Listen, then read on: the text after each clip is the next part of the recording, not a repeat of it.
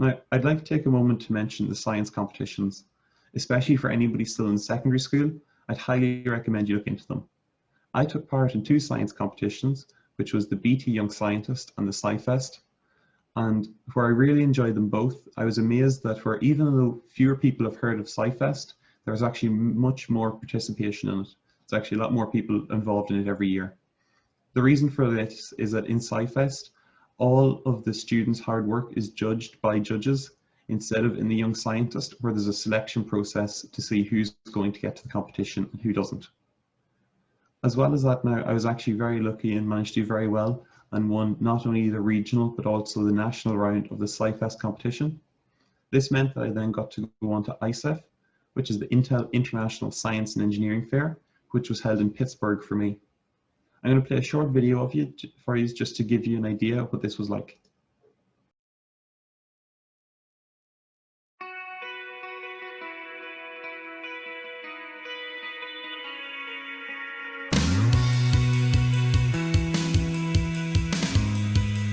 I feel really grateful to be here and honored to be here. You meet other peoples from other cultures.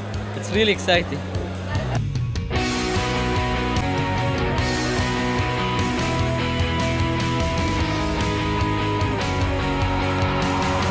So welcome to the 66th Annual Intel International Science and Engineering Fair.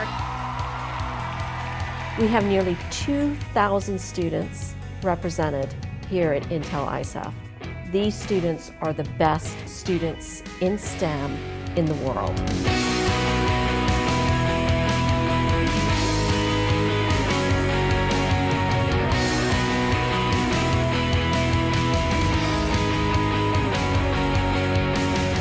It's a lot of fun just meeting kids from all over interested in the same thing.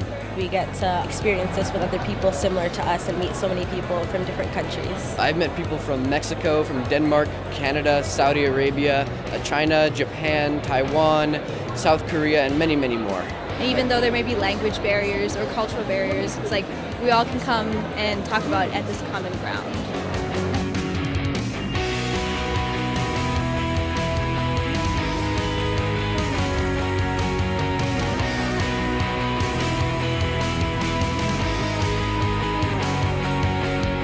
Science doesn't know political boundaries. Science flows around the world, and these ideas flow around the world, and they're part of that conversation now for the rest of their lives. It's life-changing. And now, on to the final awards of the 2015 Intel International Science and Engineering Fair.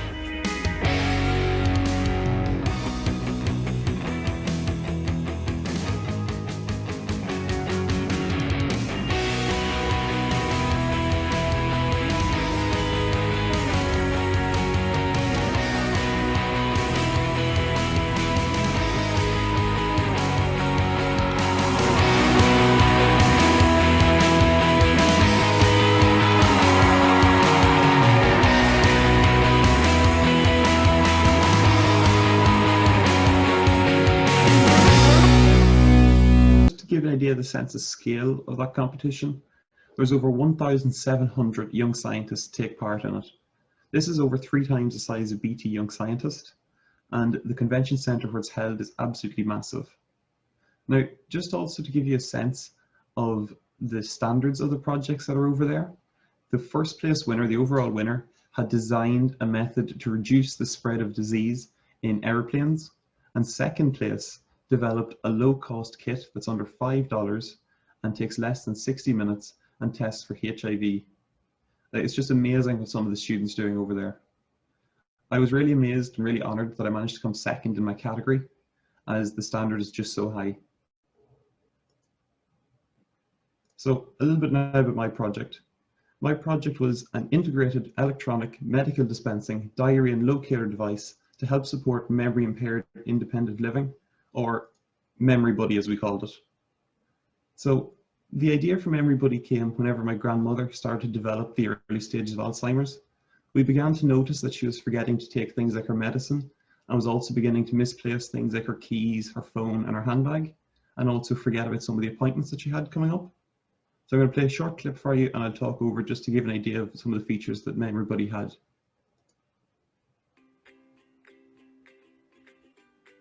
So Memory Buddy was designed to be able to be set from anywhere.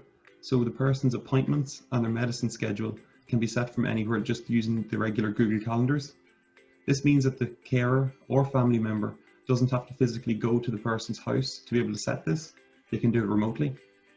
This is really convenient, especially if it's the likes of a local carer who has multiple patients. They can set up different appointments that they have coming up remotely. Or if you have a family member, instead of them having to travel from far and like pin a note on a notice board, they can just set it through a phone and will show up on the display. The medicine is also set this way, and it's set, and you can see it'll be on the screen here along with any appointments that they have. Whenever it becomes a time for an appointment, the two lights on the left and right of the screen will begin to flash green, and that will alert them to the screen so they know to look. Then when it comes to medicine time, to alert the patient or the person, the screen of the device changes to show medicine time, but so does any TV that's connected to the device. This means even if the person's in another room and they're watching the TV, it will actually change to show up medicine time. This will help to alert the person that they need to go and take it now. And there's actually a speaker built into the device that also says medicine time. Now, in order to make using the device as simple as possible, the button that needs to be pressed actually lights up as well. This allows the drawer to come out, which holds 28 individual pots.